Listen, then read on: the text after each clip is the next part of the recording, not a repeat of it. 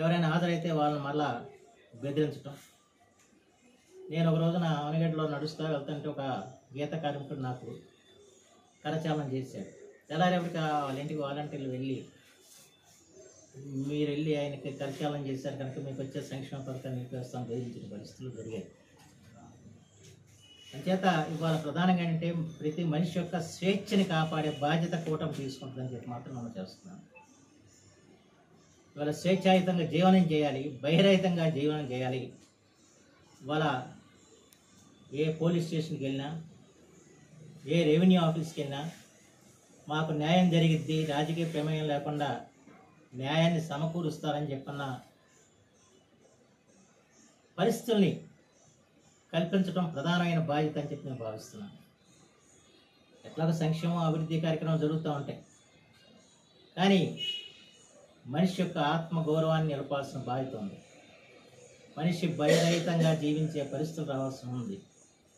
ప్రతి ఒక్కరికి కూడా రక్షణ బాధ్యతల్ని వహించడానికి ఈ రోజున కూటమి సంసిద్ధంగా ఉందని చెప్పి మాత్రం మీ అందరికీ మనం చేస్తున్నాం. అందులో అవనిగడ్డ నియోజకవర్గంలో మేము మళ్ళా ధర్మబద్ధమైన పరిపాలన రావటానికి, ప్రతి ఒక్కరు కూడా స్వేచ్ఛగా మాట్లాడటానికి, సంచరించడానికి, అలాగే ప్రతి ఒక్క అధికారి కూడా న్యాయాన్ని చట్టాన్ని అనుసరించి పాలన చేయటానికి తప్పనిసరిగా ఈ నియోజకవర్గంలో ప్రజాప్రతినిధిగా ఎన్నికైన తర్వాత తీసుకున్న మొట్టమొదటి చర్యని చెప్పి మాత్రం మనం చేస్తున్నాం.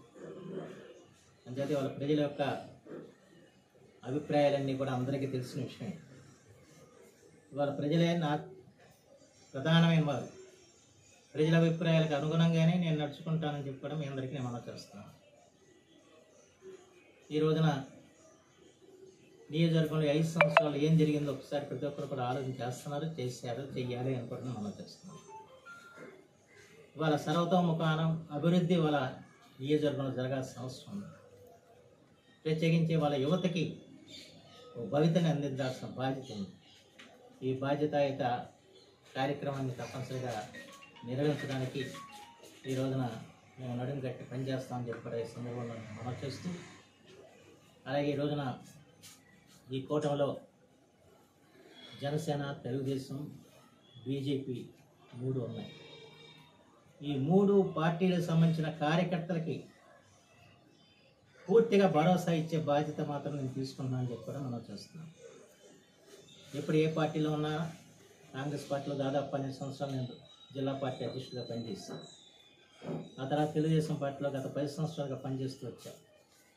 కానీ ఎక్కడ కూడా కార్యకర్తకి ఏ కష్టం వచ్చినా కూడా వాళ్ళ వెనకే నిలబడ్డాను, వాళ్ళకి ధైర్యాన్ని ఇచ్చాను.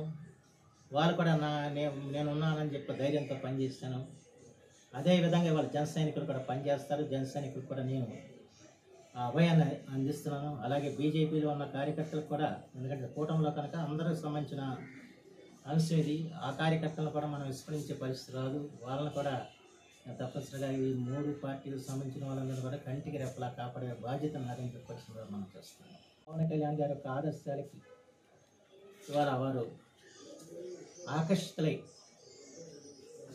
తమ జేబులో డబ్బులు ఖర్చు పెట్టుకుని వాళ్ళ పార్టీని నడిపిస్తూ వచ్చే సంగతి మనందరికీ తెలిసిన విషయం. ప్రత్యేకించి వాళ్ళ పవన్ కళ్యాణ్ గారి యొక్క ఆలోచనలు, నా ఆలోచనలు దాదాపు ఒకే రకంగా ఉంటాయి. ఎందుకంటే మేము కేవలం రాజకీయం కోసం, ఓట్ల కోసం పనిచేసే వాళ్ళం కాదు. సమాజంలో ఒక మార్పు రావాలి, సమాజంలో ఒక సంస్కరణ రావాల్సిన అవసరం ఉంది. సమాజంలో ఉన్న చెడు భావాలను తొలగించాల్సిన అవసరం ఉంది.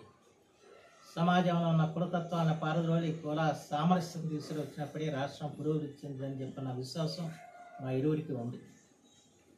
అలాగే తెలుగు భాష పరిరక్షణ విషయంలో కూడా మొట్టమొదటి నుంచి కూడా పవన్ కళ్యాణ్ గారు నాకు అండగా నిలిచారు. వారు కూడా మన నుడి మన నది కార్యక్రమం ద్వారా మన భాషను సంరక్షించుకోవాలి, మన నదులను సంరక్షించుకోవాలని చెప్పిన పిలిపించి కార్యక్రమాలు కూడా చేస్తానికి మొదలు చేసిన ఆ రకంగా మా భావాలు ఇప్పుడు కూడా ఒకే రకంగా ఉన్నాయి.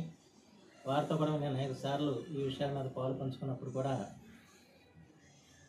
వారికి నా భావాలు తెలుసు, అలాగే వారి భావాలు నేను పూర్తిగా చేసుకునే వ్యక్తిని.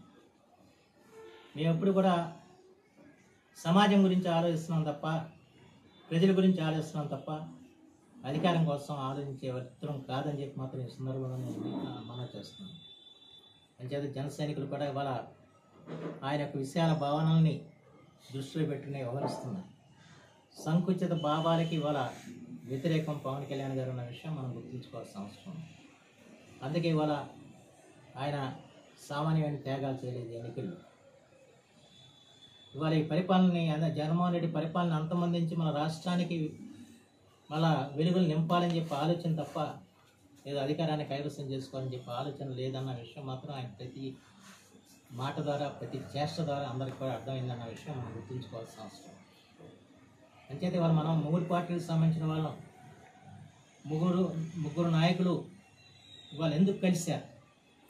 ఇవాళ ప్రధానమంత్రి నరేంద్ర మోడీ గారి నాయకత్వాన బీజేపీ వారు కానివ్వండి, చంద్రబాబు గారి నాయకత్వాన తెలుగుదేశం పార్టీ కానివ్వండి, అలాగే పవన్ కళ్యాణ్ గారు కానివ్వండి, ఈ ముగ్గురు నాయకులు కలవాల్సిన అవసరం వచ్చింది అన్నది ఇవాళ ప్రతి ఒక్కరు కూడా ఆలోచన చేయాల్సిన అవసరం మాత్రం అంతేనని చెప్పి మాత్రం మనం చేస్తున్నాం. ఇవాళ రాష్ట్రంలో ఈ విధ్వంసక పరిపాలనని పారదొలితే తప్ప ఈ రాష్ట్రానికి భవిష్యత్తు లేదు.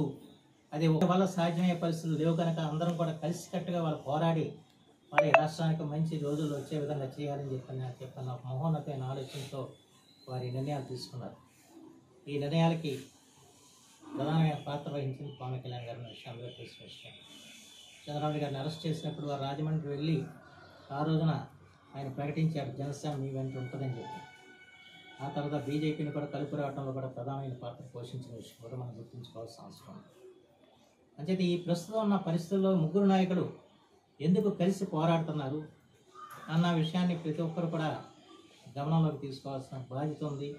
ప్రత్యేకించి మూడు పార్టీలకు సంబంధించిన కార్యకర్తలు నాయకుల యొక్క ఆశయాల్ని, ఆకాంక్షల్ని వాళ్ళందరూ కూడా అవగతం చేసుకుని పనిచేసి ఎన్నికల్లో మనం విజయాన్ని పొందాల్సిన బాధ్యత ఉంది. విజయం పొందిన తర్వాత మన నాయకుల యొక్క ఆలోచనకు అనుగుణంగా ఈ రాష్ట్రాన్ని అన్ని రంగాల్లో పురోగమింపచేయాల్సిన ఆవశ్యకత కూడా ఉందని చెప్పి మాత్రం ఈ సందర్భంగా మనం చేస్తూ, ఎందుకంటే వాళ్ళ కార్యకర్తల్లో రకరకాల మనోభిప్రాయాలు ఉంటాయి, వ్యక్తిగతమైన అభిప్రాయాలు ఉంటాయి. వాటన్నిటిని కూడా పక్కన పెట్టి రాష్ట్ర ప్రయోజనాల కోసం ఇవాళ ఈ కార్యక్రమం జరుగుతుంది కనుక మనందరం కూడా విశాలమైన దృష్టితో ఇవాళ మనం పనిచేయాల్సిన అవసరం ఉంది. ఆ భావాలతో మనం అందరూ కూడా కలిసి నడవాల్సిన ఆవశ్యకత ఉందని చెప్పిన భావన ప్రతి ఒక్కరిలో కూడా ఉండాల్సిన అవసరం ఉందని చెప్పి మాత్రం మనం చేస్తున్నాను. అలాగే టికెట్లు ఆశించడం తప్ప కట్టుబడి ఉండాల్సిన బాధ్యత మాత్రం ఎప్పుడు కూడా ఉంటుంది. ఆ రకంగానే ఇక్కడ అందరూ కూడా ఆలోచన చేస్తారని చెప్పి నేను విశ్వసిస్తున్నాను. అందరినీ కలిపి వెళ్తాను, దీంట్లో ఎటువంటి సందేహం లేదని చెప్పి మాత్రం మనం చేస్తూ, అందరికీ కూడా పూర్తిగా స్థైర్యాన్ని ఇచ్చే బాధ్యత మాత్రం నాడని చెప్పి మాత్రం మనం చేస్తున్నాం. అన్నిటికంటే మనం ఆలోచించాల్సిందంటే ప్రజలకి రక్షణ కల్పించాల్సిన బాధ్యత మంది. ప్రజలకి